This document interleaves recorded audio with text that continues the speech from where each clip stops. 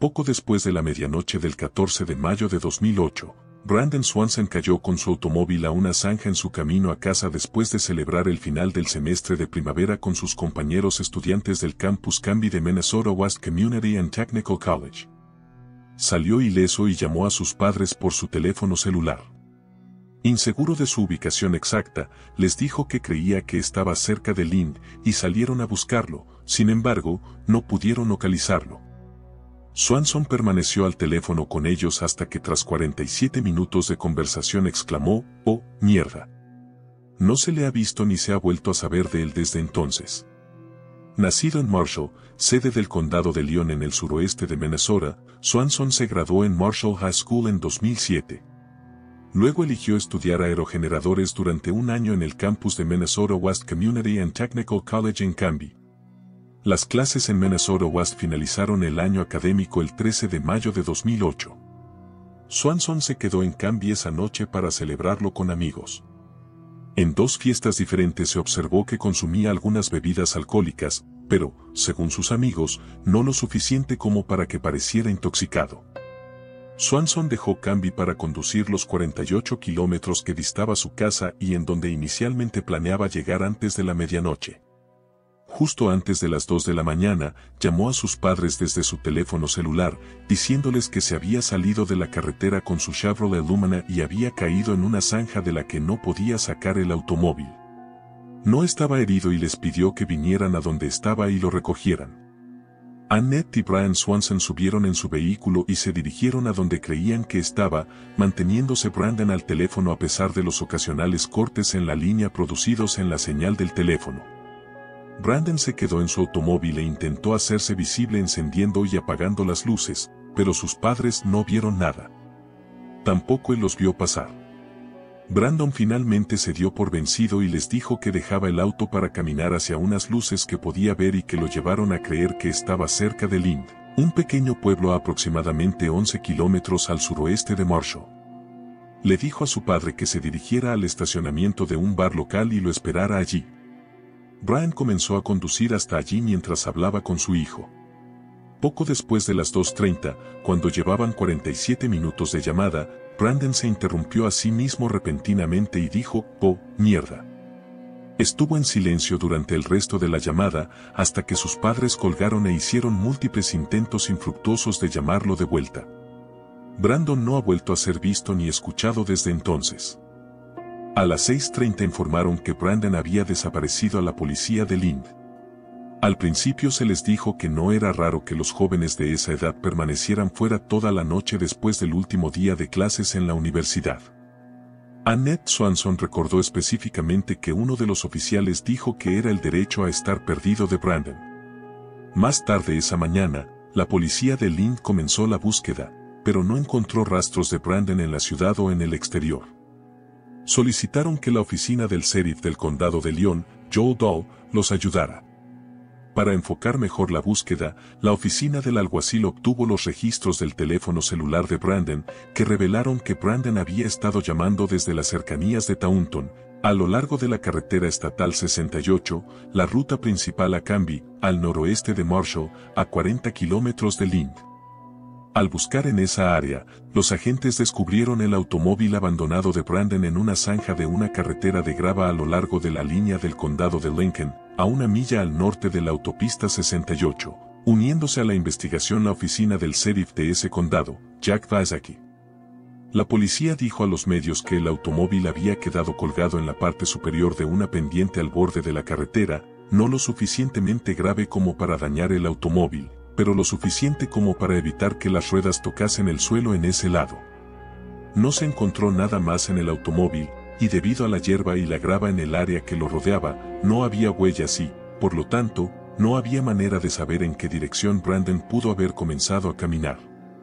Su llamada de teléfono celular había sido enrutada a través de una torre en la intersección de las rutas 3 y 10 del condado cerca de Minneota, otra ciudad a lo largo de la autopista 68. Para el 15 de mayo, se determinó que la llamada provenía de menos de 8 kilómetros de la torre. Los buscadores concentraron sus esfuerzos allí. Como parte de ese círculo incluía el condado de Yellow Madison al norte, también participaron las autoridades de esa jurisdicción. Desde esa zona, observó el agente Dahl, se podía ver una luz roja encima de un silo almacén de granos en Taunton. Pensó que era posible que eso fuera lo que Brandon había visto y que lo llevó a creer que Lind estaba a poca distancia. Las búsquedas por tierra se complementaron con un equipo aéreo, también fueron traídos perros de búsqueda de las ciudades gemelas.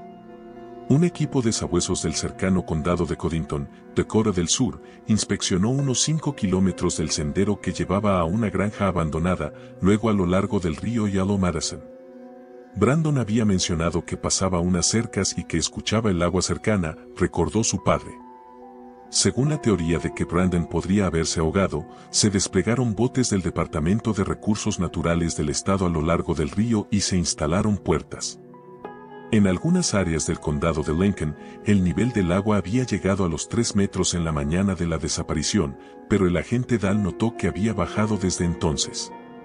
Los gendarmes también caminaron por las orillas del río, y se desplegaron caballos y vehículos todoterreno en los alrededores. Sin embargo, Dahl descartó una búsqueda terrestre más organizada y extensa. Después de que la búsqueda original no encontró rastros de Swanson, la mayoría de los esfuerzos se suspendieron. El sheriff Vazaki continuó revisando los 3,2 kilómetros del río Yellow Madison en esa área todos los días durante 30 días. Durante años los Swanson dejaban la luz de su porche encendida toda la noche con la esperanza de que Brandon regresara. Las búsquedas se reanudaron a finales de ese otoño, luego de que los campos sembrados poco después de la desaparición habían sido cosechados. Los perros en esas búsquedas continuaron siguiendo rastros de restos humanos en un área al noroeste de Porter que no había sido registrada anteriormente. Los esfuerzos se reanudaron en la primavera, después de que la nieve se derritiera pero antes de que se sembraran nuevos campos, un ciclo que continuó hasta 2011. Para entonces, habían sido revisados 122 kilómetros cuadrados. En 2010, la Oficina de Aprehensión Criminal de Minnesota tomó el caso y eligió a un director. Estableció una línea para informaciones y para 2015 se había informado de 90 pistas. Cuando se reanudaron las búsquedas oficiales, el área de interés se había movido hacia el Mud Creek, un afluente del Yellow Madison al norte y noroeste de Porter. Mientras el rastro seguido por uno de los perros fue hasta el Yellow Madison, y a pesar de las últimas palabras conocidas de su hijo, Annette Swanson no cree que su hijo se ahogara allí. Después de seguir el rastro hasta el agua, ese perro continuó cruzando el otro lado, y a lo largo de la orilla del río hasta otro camino de grava, donde continuó hacia el norte hacia la línea del condado de Yellow Madison y allí terminó. Realmente no hay nada que indique que está en el río, dijo a la CNN.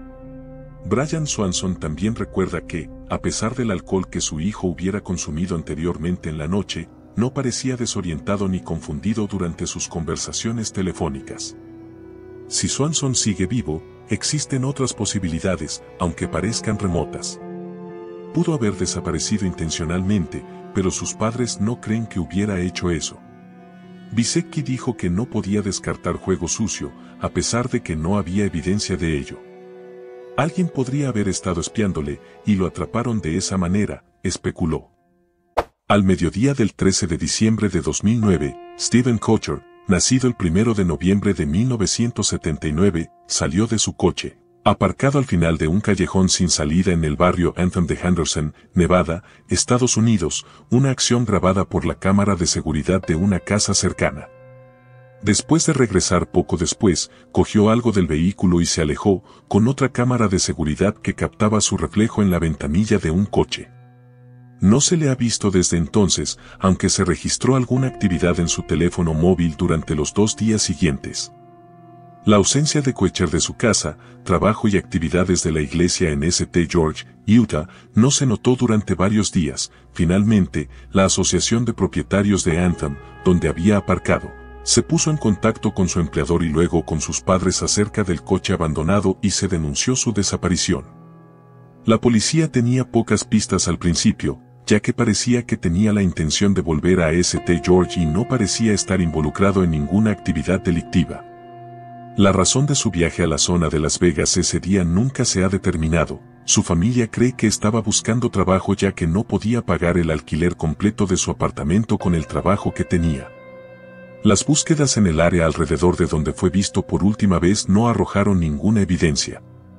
Una investigación adicional encontró recibos de tarjetas de crédito y teléfonos celulares y declaraciones de testigos que muestran que en la semana anterior a su desaparición, Koecher había estado conduciendo grandes distancias alrededor de Utah y Nevada, incluyendo casi 1,100 millas en un día. El propósito de estos viajes también es desconocido.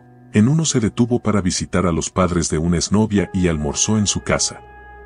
Josh Powell, un hombre de West Valley City sospechoso de la desaparición de su esposa Susan una semana antes de la de Koecher, argumentó junto con su padre y su hermano que los dos casos estaban relacionados, sugiriendo que los dos estaban involucrados románticamente y habían huido juntos. Tanto la familia de Susan Powell como la de Koecher han rechazado esa teoría. El caso de Koecher ha sido objeto de un episodio de la serie Desaparecidos del canal Investigation Discovery. Koecher nació en 1979 en Amarillo, Texas, uno de los 4 hijos de Rolf y Diane Koecher. Estuvo en los Boy Scouts, llegando a ser Eagle Scout. Después de graduarse de la escuela secundaria de Amarillo en 1998, Koecher, un devoto mormón, asistió primero al Rex College, ahora Brigham Young University Idaho, y más tarde a la Universidad de Utah, donde recibió un título en comunicaciones. Hizo su trabajo misionero en el Brasil y aprendió a hablar portugués. Después de la universidad, hizo una pasantía en la oficina del gobernador del estado durante 9 meses. Un año y medio después, fue a trabajar para el Dedes County Club por un periódico quincenal con base en Bountiful editado por su padre, como corresponsal. Permaneció allí durante otro año y medio, con algunos artículos en los que trabajó recibiendo premios de la Asociación de Prensa de Utah. En 2007 comenzó a trabajar en la división de publicidad digital del Salt Lake Tribune. Le gustaba el trabajo, según su madre, pero no trabajaba en el turno de noche. Las muchas inversiones de temperatura en el área de Salt Lake City ese invierno también le molestaban, así que después de un año decidió dejar su trabajo en el periódico y reubicarse en St. George, en la cálida zona suroeste del estado. Al principio trabajó en otra empresa de publicidad en Internet, Matechvin, pero ese empleo terminó poco después de que se trasladara. Con la gran recesión en marcha, fue difícil para él encontrar un nuevo trabajo.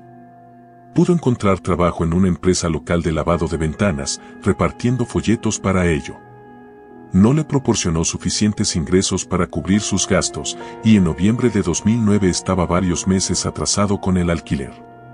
Greg Webb, el presidente de la sala de solteros, afirma que la compañía eléctrica local amenazaba con cancelar el servicio de Koecher por falta de pago, aunque su madre dice que eso habría sido responsabilidad del propietario. Así que buscaba activamente otro trabajo, usando las conexiones del barrio donde era voluntario. El 10 de diciembre de 2009, Koecher aparentemente dejó St. George en las primeras horas de la mañana y condujo en su Chevrolet Cavalier de 2003 unas 300 millas hacia el norte por la Interestatal 15 hasta Salt Lake City, donde repostó algo de gasolina con una tarjeta de débito.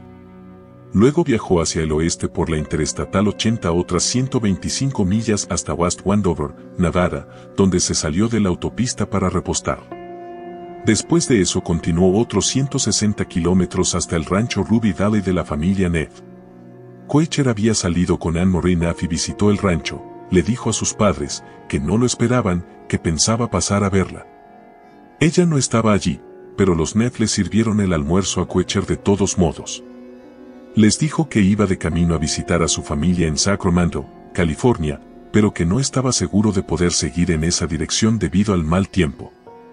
Después de 2 horas se fue, y decidió volver a St. George por el mismo camino que había venido, parando para repostar gasolina de nuevo en Salt Lake City y Springville, seguido de una cena en un Neff y Taco Time. Para cuando Koecher regresó a casa había conducido casi 1,100 millas. Durante el día Koecher habló con su madre por teléfono. Los dos hablaron de sus planes para regresar a la casa de la familia Bountiful para Navidad. Deanne dijo que parecía optimista sobre las próximas vacaciones y sus perspectivas de trabajo a pesar de sus dificultades financieras. No le dijo nada de su viaje por carretera ese día. Al día siguiente, mientras repartía propaganda para su empleador, Koecher se encontró con 2 jóvenes que, sin querer, se habían quedado fuera del apartamento de su familia. Al enterarse de su situación, intentó llamar a su madre. Cuando ella no respondió, buscó a alguien en el vecindario que pudiera acogerlas temporalmente hasta que llegara alguien que las dejara entrar en la casa de su familia. En algún momento del mismo día, Koechner habló con el obispo de su barrio, quien también describió el estado de ánimo de Koechner como positivo. El obispo también trataba de ayudarlo, y le había prometido a Koechner que tendría un trabajo disponible a principios de 2010. El 12 de diciembre, Koechner se puso en marcha de nuevo. Esa mañana, su teléfono hizo un ping a una torre de telefonía cerca de Overton, Nevada, en el extremo norte del lago Mead. Por la noche compró gasolina y aperitivos en una tienda en Mesquite, Nevada, a lo largo de la enero de 15 justo sobre la línea del estado de Arizona. 3 horas después de su compra en Mesquite, Koechner compró un babero y galletas que se cree eran regalos de Navidad para su hermano y su familia, cuyos nombres había dibujado en el intercambio anual de regalos de Navidad, en un supermercado Kmart a las afueras de St. George. Un vecino de Koechner recordó haberlo visto regresar a su apartamento alrededor de las 10 de la noche. Media hora después, se fue de nuevo, aunque no se lo vio regresar más tarde esa noche, era posible que lo hubiera hecho. A la mañana siguiente, el 13 de diciembre, Webb, el presidente de la sala de solteros, llamó a Koechner, diciendo que volvía de Las Vegas y temía que no llegara a St. George a tiempo para el servicio de las 11 de la mañana, preguntando si Koechner podría dirigirlo en su ausencia. Koechner dijo que él también estaba en el área de Las Vegas, a 240 kilómetros de distancia, pero que volvería a casa si era necesario. Webb le dijo que no se preocupara y que intentaría volver a tiempo. Otro miembro del barrio llamó de nuevo más tarde esa mañana con una petición similar, pero desistió también cuando Koechner le dijo dónde estaba. Ni él ni Webb le preguntaron a Koechner por qué había ido a la zona de Las Vegas esa mañana, no encontraron nada inusual en sus conversaciones con él. A las 11:54 de la mañana, una cámara de seguridad en la avenida Savannah Springs en Sun City, una comunidad de jubilados en la urbanización Anthem en el sur de Henderson, graba a Koechner conduciendo su automóvil por la urbanización hasta el callejón sin salida donde fue encontrado más tarde. 6 minutos más tarde, una figura que parece ser Koechner, su familia cree que es él, con una camisa blanca y pantalones, camina en dirección contraria por la acera de enfrente, llevando en una mano algo que parece ser una carpeta o un portafolio. Poco después, otra cámara de seguridad en un garaje de la calle Evening Lights adyacente captó su reflejo mientras caminaba hacia el norte. Koechner no ha sido visto desde entonces. El teléfono de Koechner permaneció activo. Alrededor de las 5 de la tarde de ese día, hizo sonar una torre en la intersección de Arroyo Grande Boulevard y American Pacific Drive, a más de 16 kilómetros al noreste de donde había aparcado. 2 horas después, hizo ping a otra torre cerca de la subdivisión del rancho Whitney de Henderson, 3,2 kilómetros al norte del ping anterior. Temprano a la mañana siguiente, el teléfono hizo un ping a una torre en el intercambio entre la Interestatal 515/diagonal US Road 93 y Russell Road, 2 millas más al norte. El casero de Koechner envió un mensaje de texto, y 1 hora más tarde se usó para revisar el buzón de voz de Koechner. El teléfono permaneció en la vecindad de esa torre durante los 2 días siguientes, lo que sugiere que su batería se agotó, y no ha habido actividad desde entonces. Un día después de ese último ping, la policía del estacionamiento de la Asociación de Propietarios de Sun City tomó nota del coche al final del callejón sin salida de Savannah Springs e intentó encontrar a su dueño. A través de las ventanas vieron uno de los folletos que Koechner había estado distribuyendo para la compañía de lavado de ventanas en St. George y llamaron a su número. Finalmente hablaron con el dueño, quien les dio el número del celular de Koechner, donde dejaron un mensaje de voz. Más tarde llamaron a su madre, ella les devolvió la llamada el 17 de diciembre y, al darse cuenta de que nadie más de la familia había hablado con él en una semana y al no poder localizarlo, denunció su desaparición. El hermano y la hermana de Koechner condujeron hasta St. George desde la zona de Salt Lake City para iniciar la búsqueda. La familia Koechner fue a las cárceles, morgues y hospitales del área de Las Vegas buscándole. En un momento dado, cuando los empleados de una casa internacional de panqueques les dijeron que un hombre que encajaba en la descripción de Koechner había comido allí durante 3 semanas seguidas, Ellos mismos comieron allí durante 4 noches. Otro empleado les dio una descripción más detallada del hombre y sus hábitos alimenticios, lo que llevó a los Koechers a concluir que no era Steven. La Policía Metropolitana de Las Vegas, LVMPD, investigó las casas del vecindario donde el Cavalier había sido estacionado. Con la ayuda de voluntarios, usaron helicópteros, vehículos todoterreno y perros. Para Navidad, los medios de comunicación en Salt Lake City y Las Vegas habían comenzado a publicar la historia. Una lechería local puso la foto de Koecher en un cartón de leche y la LVMPD puso un video con información sobre el caso en su canal de YouTube. En abril de 2010, otro grupo de buscadores recorrió el desierto al sur del aeropuerto ejecutivo de Henderson, al oeste de donde Koecher había aparcado, en respuesta a una pista transmitida a un antiguo agente de la policía de Las Vegas que trabajaba como investigador privado para la familia. Un grupo de 70 personas cubrió un tramo de media milla, 1 kilómetro, en 2 horas. Se encontraron fragmentos de hueso, pero no eran humanos. Rolf Koecher, el padre de Steven, en febrero de 2011 después de una breve enfermedad que puede haber sido el síndrome de choque tóxico. Rolf había terminado recientemente, con su esposa y su familia, de filmar un episodio del programa Disappear del canal de cable Investigation Discovery sobre el caso de Steven. Salió al aire 2 meses después. Un primo de los Koechers comenzó una página de Facebook dedicada al caso. Generó no solo algunos consejos sino sugerencias de cómo investigar más a fondo. Los miembros del foro de internet de Web Sleus también se ocuparon del caso. Reunieron una cronología de los acontecimientos del caso basada en los reportajes de los periódicos y los mensajes en los medios sociales de la familia y los amigos. En 2015, un grupo local de búsqueda y rescate organizó otra tentativa, esta vez revisando las colinas al sur de Anthem, en una teoría diferente de lo que Koecher podría haber estado haciendo. No encontraron nada. La familia de Koecher cree, dadas sus circunstancias financieras de entonces, que Steven había ido a Henderson esa mañana por una oportunidad de trabajo. A pesar de la extraña ubicación donde aparcó su coche, en el video el bien vestido Koecher camina con un propósito, lo que sugiere que sabía a dónde iba y para qué iba allí. No parece confundido ni aturdido, dijo Dallin, el hermano de Steven, en 2018. Pero más allá de eso, no hay evidencia que sugiera lo que sucedió después, ni ha surgido nada posteriormente que pudiera llevar a saber qué pasó. Sabemos tanto ahora como cuando nos dimos cuenta de que se había ido, dijo el detective de la policía de St. George a cargo del caso en 2018. A pesar de las dificultades de Koecher, su familia no cree que eligiera desaparecer voluntariamente para escapar de ellas o quitarse la vida. Deanne Koecher dijo que en su última conversación con él, el 10 de diciembre, se mostró optimista sobre su capacidad para encontrar otro trabajo y que ambos estaban haciendo planes para su visita de Navidad a casa. El automóvil y su contenido también sugieren que Koecher pretendía regresar a San Jorge. Rolf Koecher dijo que funcionaba bien y que el tanque de gasolina estaba medio lleno cuando llegó el 17 de diciembre después de que la autoridad de estacionamiento de Sun City llamara a su esposa por el auto.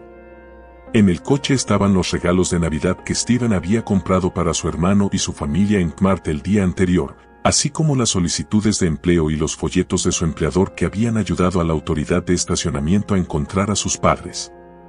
En el apartamento de Koecher, su ropa y posesiones permanecían donde las había guardado y no habían sido revueltas ni empacadas.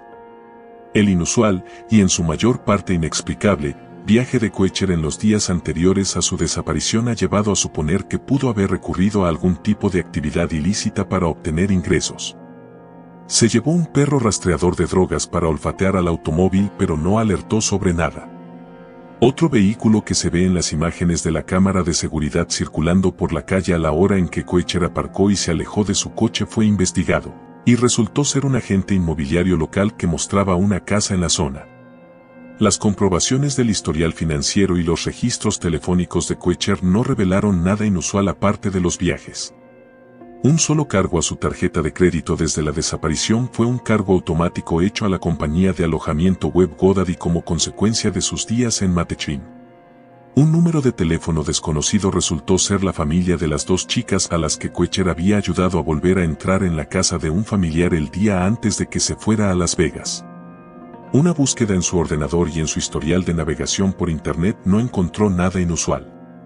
Los investigadores también revisaron su historial de préstamos en la biblioteca de St. George y no encontraron nada allí que sugiriera alguna pista inexplorada. Koechner llevaba un diario, pero no registró ningún problema en su vida en el momento de su desaparición más allá de sus problemas monetarios y su soltería en curso, ninguno de los cuales creía que duraría mucho más tiempo. La familia tampoco considera que el viaje de Koechner sea particularmente inusual. Una de sus razones para mudarse a San Jorge fue para investigar la historia familiar en esa zona. A menudo iba a los cementerios en busca de las tumbas de los antepasados. Su madre cree que los viajes eran su forma de mantenerse ocupado a pesar de su subempleo.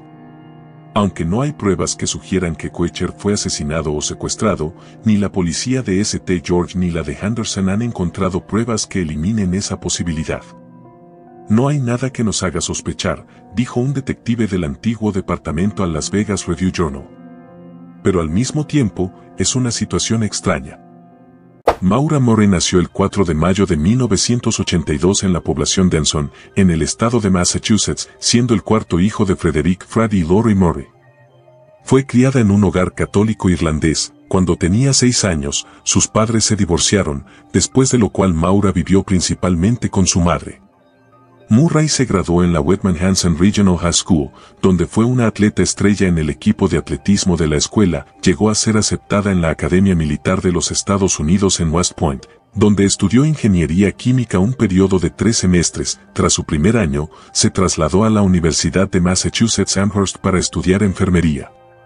Murray había tenido una pequeña denuncia por robar maquillaje de una tienda, valorado en menos de $5, que le valió un expediente en su cartilla de entrenamiento, lo que resultó en una violación del Código de Honor. A Murray se le permitió salir de West Point sin ser expulsada oficialmente, lo que le permitió transferirse al programa de enfermería UMass Amherst. En noviembre de 2003, 3 meses antes de su desaparición, Murray admitió haber usado una tarjeta de crédito robada para pedir comida de varios restaurantes, incluido uno en Hadley, Massachusetts. El cargo continuó en diciembre para ser desestimado después de un buen comportamiento de 3 meses. En la noche del 5 de febrero de 2004, Murray habló por teléfono con su hermana mayor, Kathleen, mientras estaba de servicio en su trabajo de seguridad en el campus. Discutieron los problemas de relación de Kathleen con su prometido, alrededor de las 22:30 horas de la noche. Mientras todavía estaba en su turno, Murray se echó a llorar.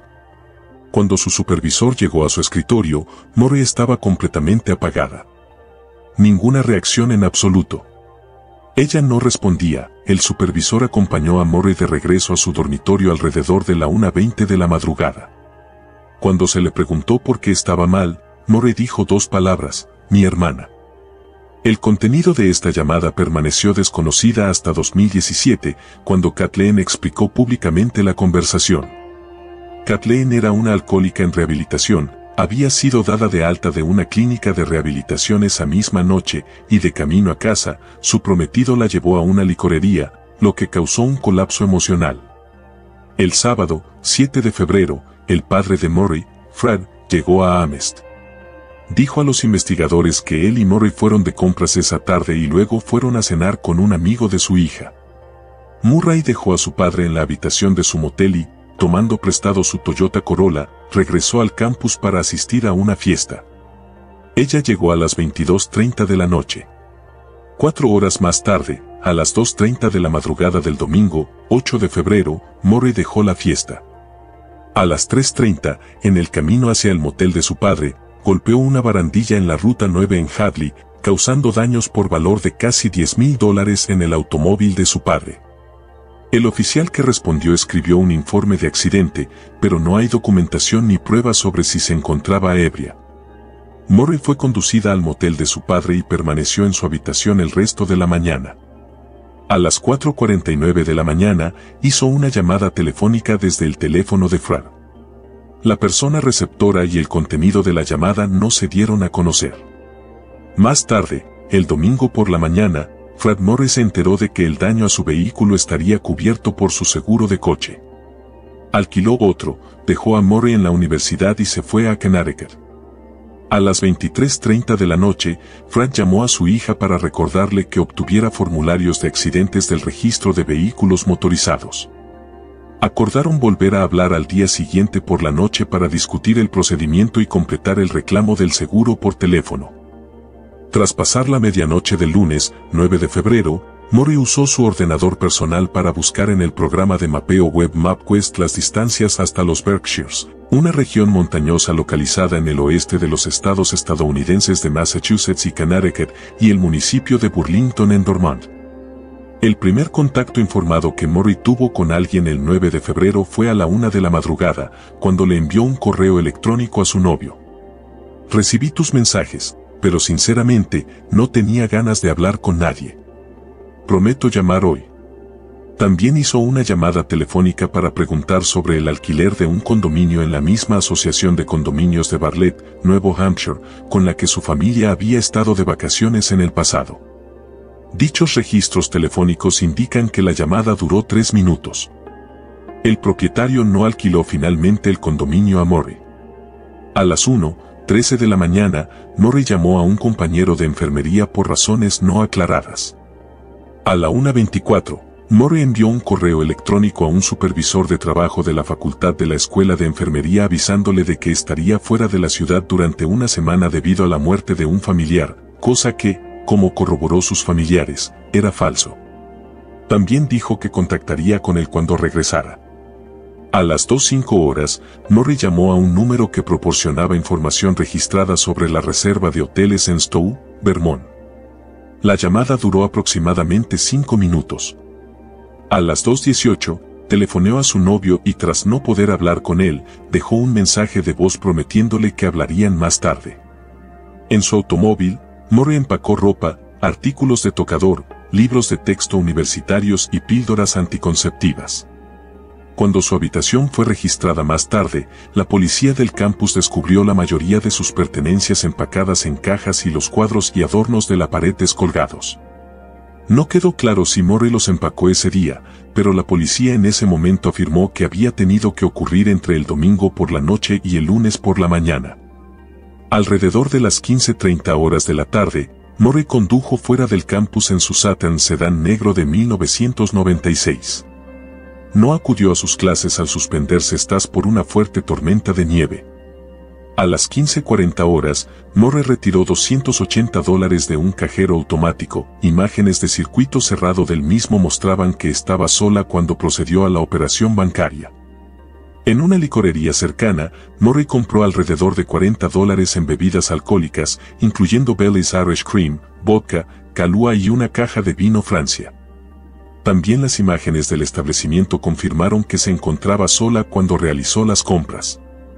En algún momento del día, también recogió formularios de informes de accidentes del registro de vehículos motorizados de Massachusetts por el accidente al Toyota de su padre.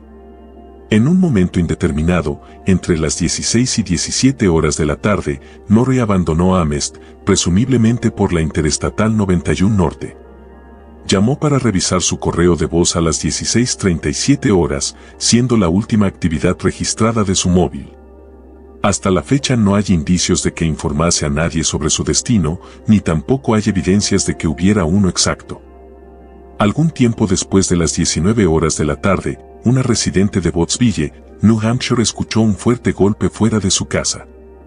A través de su ventana, pudo ver un automóvil que se había salido de la calzada y había impactado contra el banco de nieve a lo largo de la ruta 112, también conocida como Wauda-Amanuset Road. El vehículo apuntaba hacia el oeste en el lado este de la carretera. Ella telefoneó al departamento del sheriff del condado de Grafton a las 19:27 para reportar el accidente. Según el registro del 911, la mujer afirmó haber visto a un hombre fumando un cigarrillo dentro del automóvil.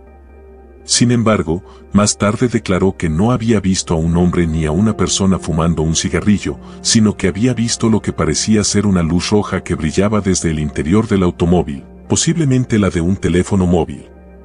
Aproximadamente al mismo tiempo, otro vecino vio el auto y alguien caminando alrededor del vehículo. Hubo un tercer testigo del accidente, un conductor de autobús escolar que regresaba a casa de realizar su ruta.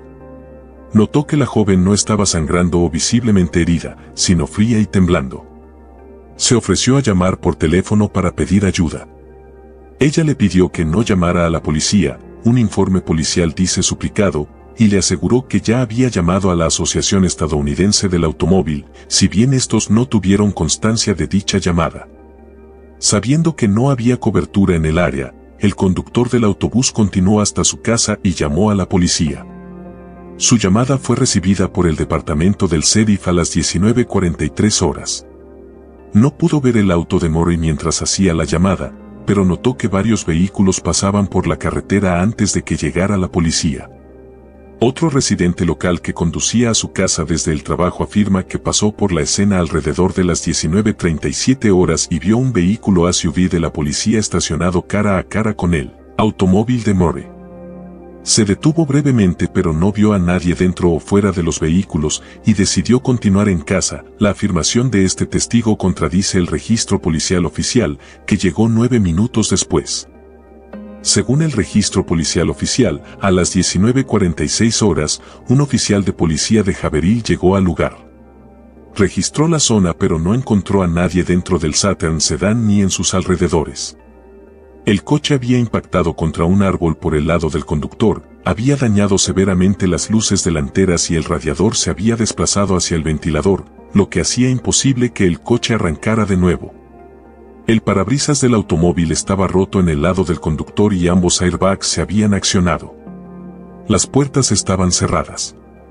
En el interior del vehículo como en los alrededores del coche se descubrieron manchas rojas que parecían ser vino tinto. Dentro del coche, el oficial encontró una botella de cerveza vacía y una caja dañada de vino Francia en el asiento trasero.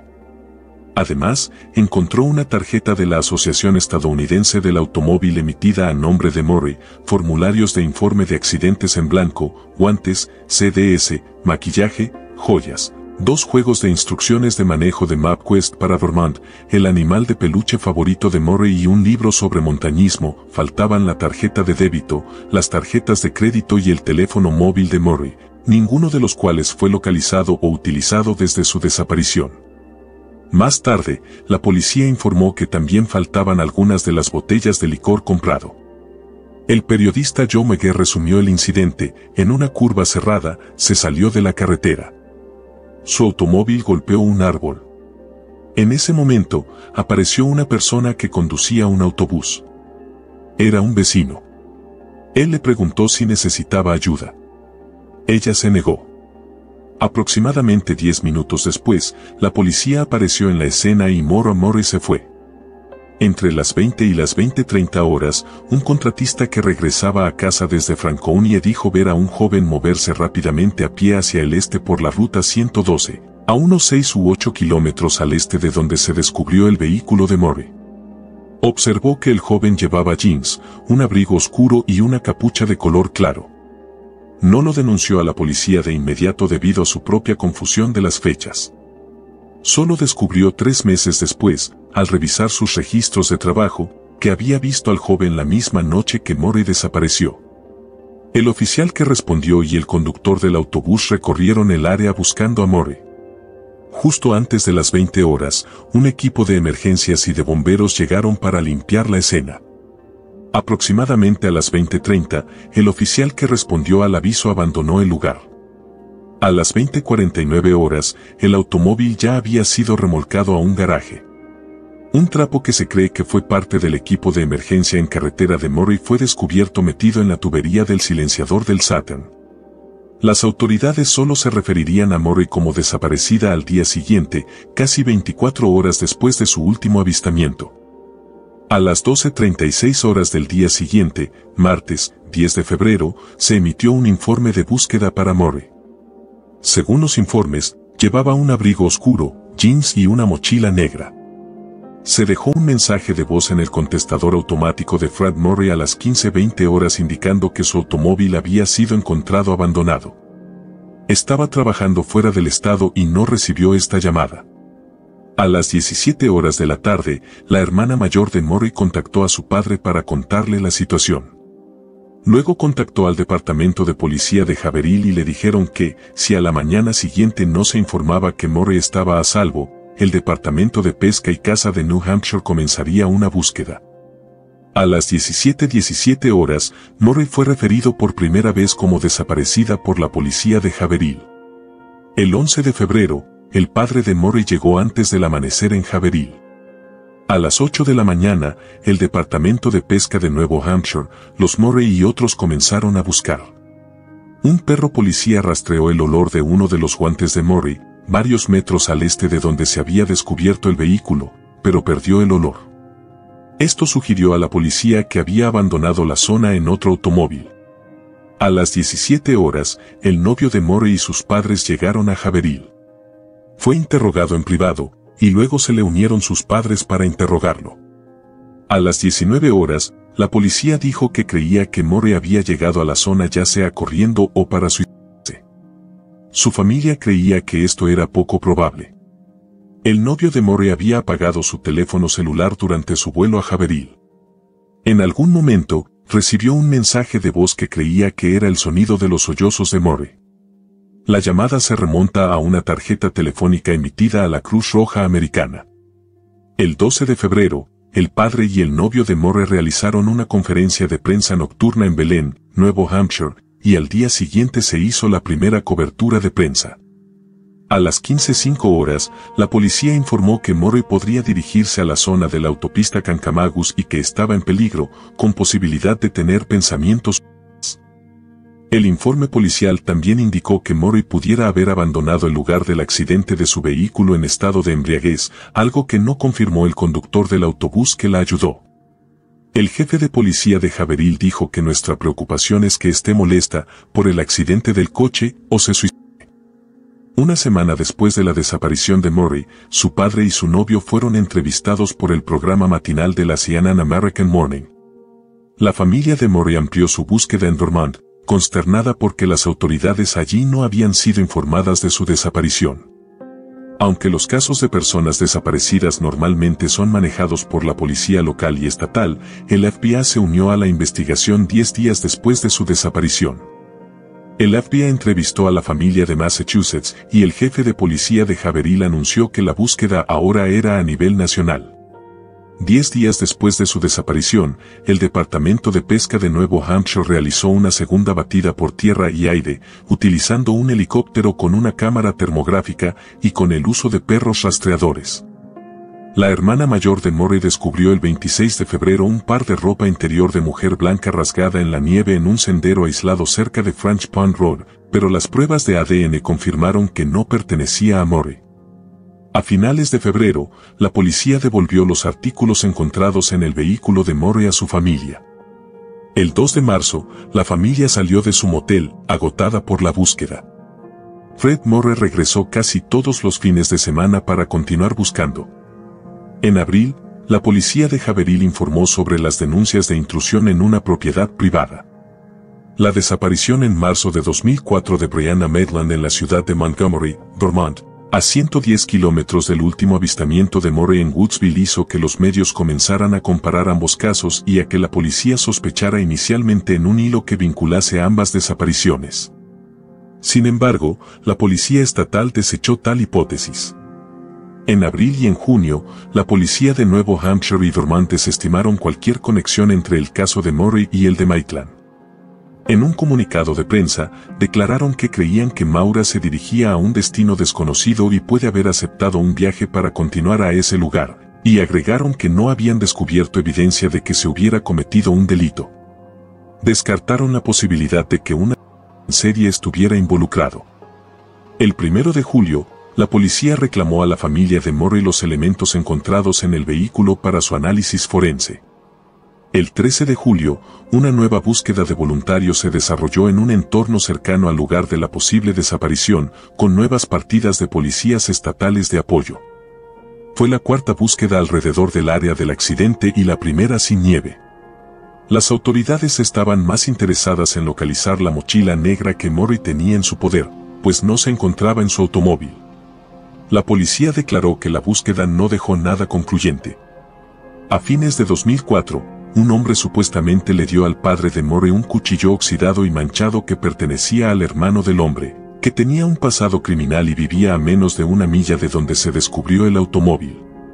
Se decía que su hermano y la novia de este habían actuado de manera extraña después de la desaparición de la chica, y el hermano del hombre afirmó que creía que el cuchillo había sido usado para matar a Morrie. Varios días después de que el cuchillo fue entregado al padre de Morrie, el hermano del hombre supuestamente desechó su Volvo. Miembros de la familia del hombre que entregó el cuchillo afirmaron que había inventado la historia para obtener dinero de recompensa en la investigación y que tenía antecedentes de consumo de drogas. En 2005, Fred Morrie solicitó ayuda al gobernador del estado de Nuevo Hampshire, Craig Benson, y apareció en The Montel Williams Show en noviembre de 2004 para dar a conocer el caso. El 9 de febrero de 2005, en el primer aniversario de la desaparición de Morrie, se celebró un servicio donde se encontró el automóvil y su padre se reunió brevemente con el sucesor de Benson en el cargo, John H. Lynch. A finales de 2005, Fred Morrie presentó una demanda contra varias agencias de aplicación de la ley, con el objetivo de ver los archivos del caso. El 1 de noviembre de 2005, un usuario llamado Tom Dedis inició sesión en un blog en línea que se dedicaba a discutir la desaparición de Morrie y afirmó haber visto una mochila negra, posiblemente la de la joven, detrás de un baño en Cameguasset Overlook, a 48 kilómetros de Woodsville. El fiscal general adjunto principal Jeffrey Strausen declaró que las fuerzas del orden conocían la mochila, pero no revelaron si se había tomado para pruebas forenses. La Liga de Investigadores de New Hampshire, 10 policías retirados y detectives, y la Fundación Molly-Besh comenzaron a trabajar en el caso en 2006. Tom Chamsack, ex jefe de policía y miembro del Colegio de Detectives de Massachusetts, expresó que la desaparición de Maura es algo más que un simple caso de persona desaparecida. Algo siniestro podría haber sucedido aquí. El grupo Arkansas Let's Bring Them Home ofreció una recompensa de $75,000 en 2007 por información que podría resolver su desaparición. En octubre de 2006, los voluntarios realizaron una búsqueda de 2 días a unas pocas millas de donde se encontró el automóvil de Morrie. En el armario de una casa a aproximadamente 1,6 kilómetros del lugar del accidente, los perros rastreadores supuestamente se volvieron locos, posiblemente identificando la presencia de restos humanos. La casa había sido anteriormente la residencia del hombre implicado por su hermano, quien le había dado a Fred Morrie el cuchillo oxidado en 2004. Se envió una muestra de alfombra de la casa a la Policía Estatal de Nuevo Hampshire, pero los resultados nunca fueron hechos públicos. En julio de 2008, los voluntarios encabezaron otra búsqueda de 2 días a través de áreas boscosas en Haverhill. El grupo estaba formado por equipos de perros e investigadores privados con licencia. El caso de Morrie fue uno de los muchos citados por los defensores de una unidad de casos fríos en todo el estado para Nuevo Hampshire en 2009. Su caso fue agregado posteriormente a la unidad de casos fríos recientemente establecida más tarde ese año. En 2010, Fred Morrie criticó públicamente la investigación policial por considerar la desaparición como un caso de personas desaparecidas y no como un asunto penal, y pidió al FBI que se uniera a la investigación. En febrero de 2009, Jeffrey Strausen aseveró que la investigación seguía activa. No sabemos si Maura es una víctima, pero el Estado la trata como un posible homicidio. Puede ser un caso de personas desaparecidas, pero está siendo manejado como una investigación criminal. A principios de 2012, los investigadores del caso comenzaron a tomar nota de un usuario de YouTube llamado 112 Dirtbag, que publicó una serie de vídeos en línea que algunos creían que contenían pistas crípticas sobre la desaparición de Morrie. Tanto su familia como los criminólogos profesionales descartaron los vídeos como una estratagema cruel y horrible para llamar la atención. En 2014, en el 10º aniversario de la desaparición de Morrie, Strelzin declaró que no hemos tenido ningún avistamiento creíble de Maura desde la noche en que desapareció. Un artículo publicado en el New York Daily News, en el aniversario de la desaparición de su hija, informó que Fred Morrie creía que estaba muerto, que había sido secuestrado la noche de su desaparición. El 9 de febrero de 2017, 13 años después, Strelzin escribió en un correo electrónico a The Boston Globe expresando que el caso de Morrie sigue siendo un caso abierto con periodos de actividad y, a veces, se vuelve inactivo. En febrero de 2019, tras 15 años sin noticias de Morrie, su padre reiteró su creencia de que su hija está muerta. así como sus sospechas sobre la casa cercana a la que respondieron los perros de cadáveres, afirmando, «Esa es mi hija, creo». A principios de abril, la excavación se realizó dentro del sótano de la casa. Fred Moore había querido previamente buscar en la casa, pero los propietarios no cooperaron. Tras la venta de la propiedad, sus nuevos propietarios permitieron varias búsquedas de la propiedad desde febrero. La excavación realizada a principios de abril no encontró absolutamente nada, aparte de lo que parece ser una pieza de cerámica o tuberías viejas.